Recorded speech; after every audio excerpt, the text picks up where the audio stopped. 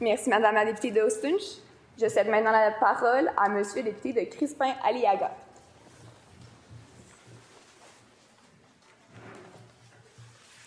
Merci, Madame la Présidente. Les enjeux de l'immigration et de la francisation n'ont pas été abordés hier dans le discours de la Première ministre, et je la cite, « par manque de temps ». Or, ils devaient y être absolument présents. Dans un contexte où le gouvernement québécois soutient une culture québécoise ouverte et inclusive, il est inacceptable que des milliers d'immigrants se retrouvent en attente de services de francisation, surtout quand plus de 700 enseignants ont été supprimés en raison de coupures budgétaires.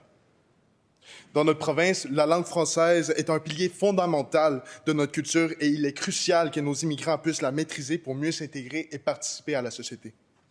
Le système de francisation actuel, public et centralisé, est un échec. Nous avons vu les résultats. En date du 2 décembre 2024, près de 38 000 personnes étaient en attente de commencer un cours de francisation au Québec. Des centaines de personnes qui attendent depuis des mois, voire des années. Des enseignants qui se font enlever leurs emplois en faute de financement. Ce modèle a échoué, Madame la Présidente. Notre français est un recul et il est temps de prendre une nouvelle direction. L'Union conservatrice du Québec propose de privatiser les services de francisation et d'établir une liste d'institutions privées approuvées par le gouvernement qui garantirait une qualité d'enseignement et une plus grande flexibilité. Le secteur privé pourra ainsi répondre plus rapidement à la demande, tout en s'adaptant aux besoins spécifiques des immigrants dans les différentes régions du Québec. Nous devons privilégier l'intégration par la langue et non laisser cette responsabilité entre les mains de structures étatiques désuètes. L'avenir du Québec passe par une francisation réussie et il est temps d'agir pour que chaque immigrant puisse pleinement s'épanouir dans notre belle province.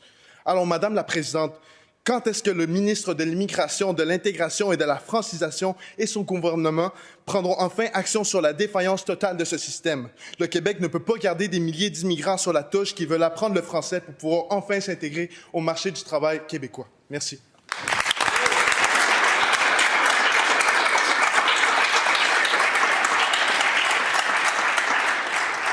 Merci, Monsieur le député de Crispin-Aliaga. Je cède maintenant la parole à Monsieur le député